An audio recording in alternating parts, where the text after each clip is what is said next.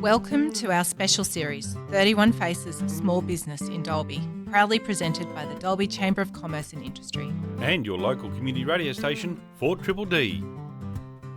Throughout May, we're celebrating the incredible small businesses that make our town unique. Every day we shine a spotlight on a different entrepreneur whose dedication, innovation and community spirit help shape Dalby's vibrant local community. From long-standing family businesses to exciting new ventures, these stories inspire and connect us. Today, we're thrilled to introduce another one of Dalby's outstanding small business champions. Hi, I'm Sam from the Dalby Chamber of Commerce and Industry, and today I'm catching up with someone who has been a big part of Dalby's well-loved community spaces, the Dalby Golf Club. For a lot of locals, the golf club is more than just a place to play. It is where people connect, unwind and get involved in everything from weekend comps to social events. It's a great example of how community and sport come together in regional towns like ours. Joining me today is Gavin Ponton, who has been involved in the golf club for quite some time.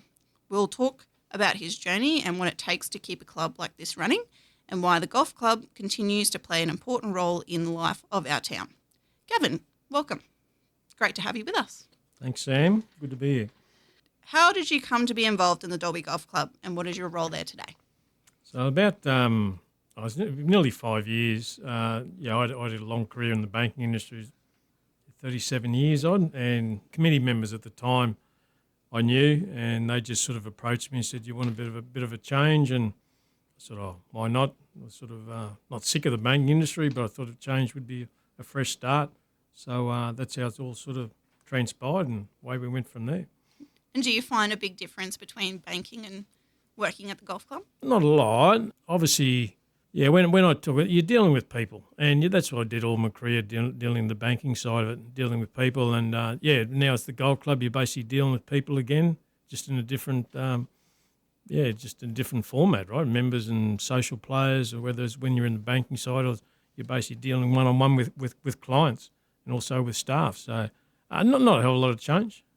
So in your change, what have been some of the biggest challenges that you've faced and how did you and your team work towards overcoming them? Yeah, well, when I sort of started, they restructured things at the golf club where essentially I became basically the club manager, and they pretty well gave me the power to do what I wanted to do. But obviously the committee makes the ultimate decision. But I sort of walked in there, and from my experience in the banking industry, what I see the businesses did over time and so forth, I basically ran it as a business.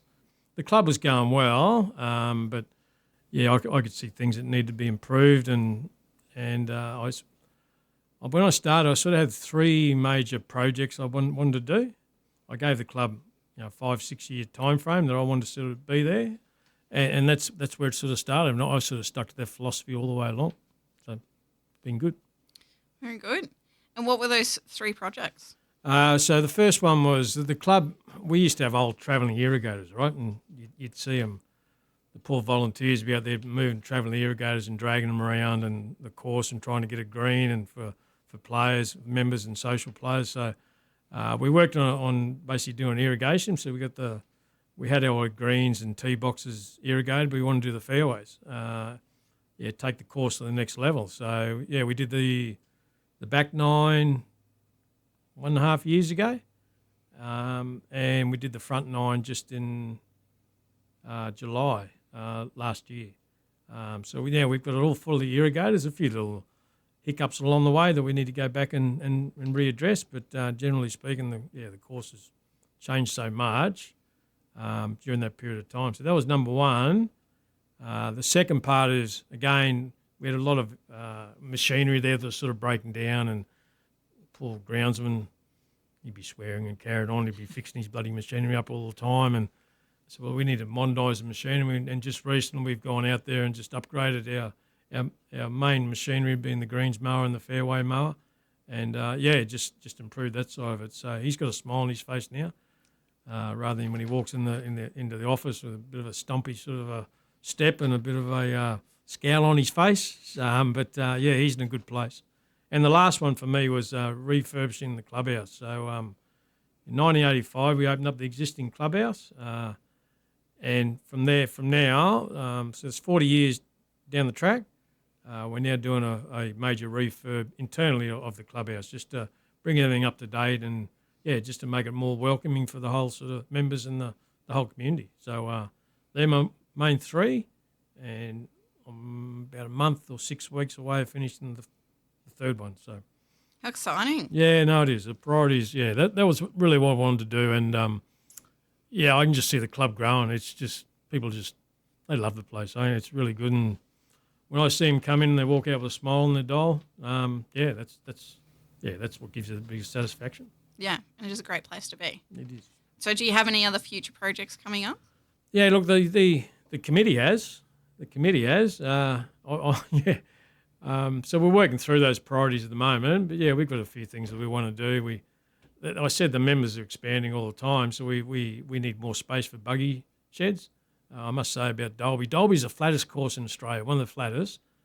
And per capita of members, we've got the most buggies of members in Australia. I can't understand it. I really can't. But obviously there's a bit of heat and, it gets cold or whatever. And not many people walk us, but I think maybe because they've got to put their six-pack in something, right? So they put in a motorised buggy. That's the way I see it. But anyhow, there's more we need to build a buggy shed. And, we've got some other ideas. We've got a driving range out there is a bit underutilised.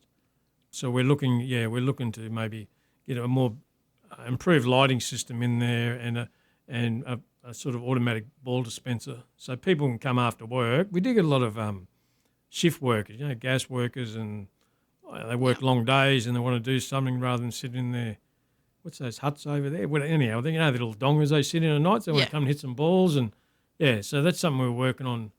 Yeah, so you're definitely seeing opportunity within the community and trying to cater to that market. Yeah. Look, I'll go back to when I started, and I don't mean this in a bad way, but to me it seemed a bit like a members-only sort of club. Yeah. And I don't mean that. Members have been tremendous and they've been great, but we didn't have that level of social play I thought we should have had in the club. So we've grown that, and I've really tried to make it a community club where the whole community and all the surrounding areas can use the facilities, and that's where we're seeing growth. And funnily enough, a lot of those social members, social players, they're members now. So another opportunity for that market and keeping that golf club growing. They just see they love the joint, and I give them a bit of discount on drinks as members, so that encourages them to change across from social to members too. So yeah, great idea. It is. Great idea. It works.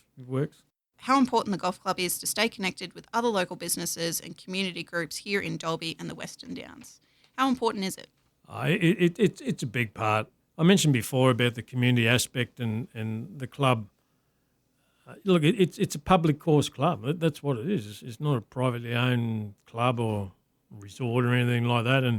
And we play, what I see, we play a big part in the community in that people need to come out and do something, right? You get too many people, even the younger crowd, sitting on computers and, they come out. We've got driving range facilities and we just put a pool table in the club. Yeah, they need something to do. Yeah. They just can't be sitting and looking at TV screens. And one of the big things I've seen of recent times is, and this isn't, again, something that I sort of saw as, but there's been a bit of a change, a generational sort of a change, where some of the younger crowd are starting to come back to the game. And whether that sort of stemmed a bit from COVID when they couldn't go and play their footy or their netball or whatever, or their other sport, they gravitated. Golf club was always open during COVID. How interesting. Yeah, I can. Got to adapt. My theory is the governor of Queensland at that point in time, 𝐸𝐴𝐵𝑟𝑒, was a golfer. Oh, so a lot of love for the industry. The industry, but obviously golf's out there in fresh air and you're away from germs of COVID. But it was one sport that continued on, and we've just seen that growth and the younger generation. We're getting so many school kids are coming out and playing, which is great. It's just the juniors coming through, and again they come in and they got a smile on the door when they walk in the door. Yeah. And they just love it, and Well, golf is one of those great sports where you can pick it up at any age, isn't it? Yeah, it is. It can be a frustrating sport too. Don't get me wrong. A lot of people will say that, but they're going out with their mates, or they're going out with their girlfriends, or they're having an outing together, and it's just another avenue for them in life where they're enjoying each other's company. And I think that's what the golf club or other sporting organisations or facilities provide to them. So, yeah, I find that to me is a big part of what we can do for the whole community. Absolutely.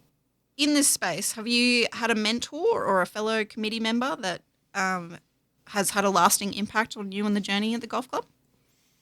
It's a funny sort of a question. I said before I came from the banking industry, and I saw a lot of people how they operated their businesses, and I used them as my mentors as I went into running the golf club as a business, and that's where I haven't got any particular names or anything like that, but I just saw it needed to change.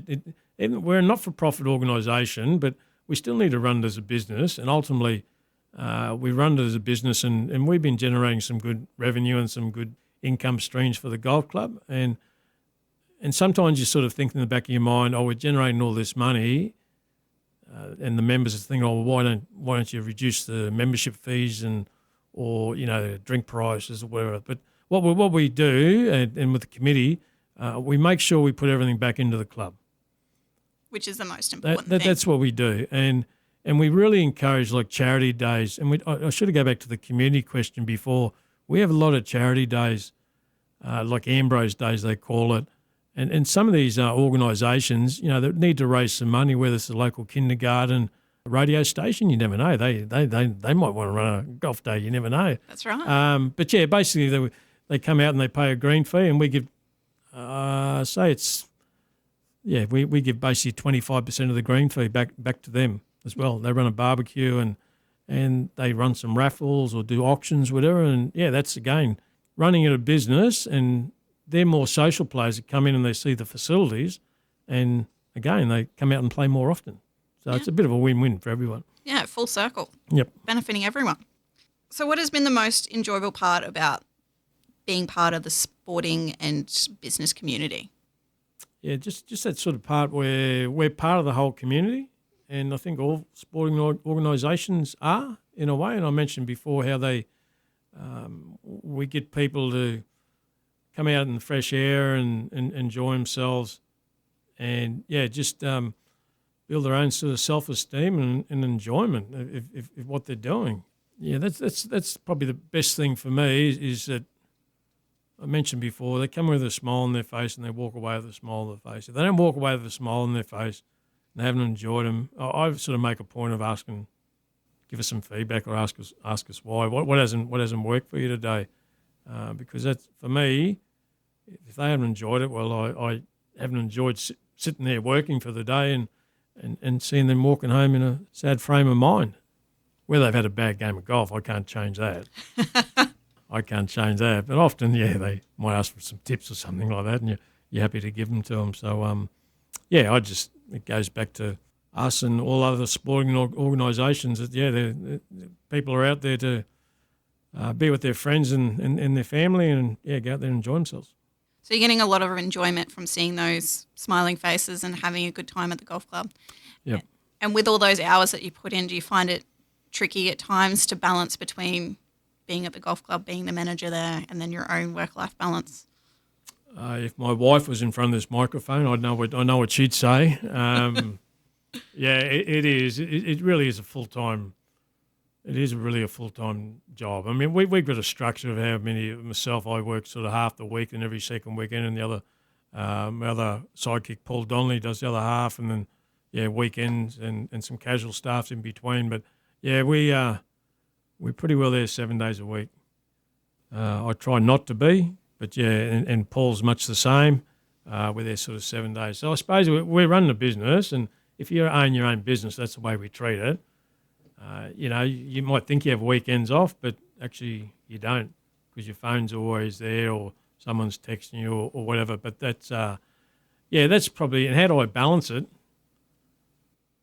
Yeah, again, you probably have to ask my wife. I really haven't I haven't worked that one out, but I am going to balance it very soon. I've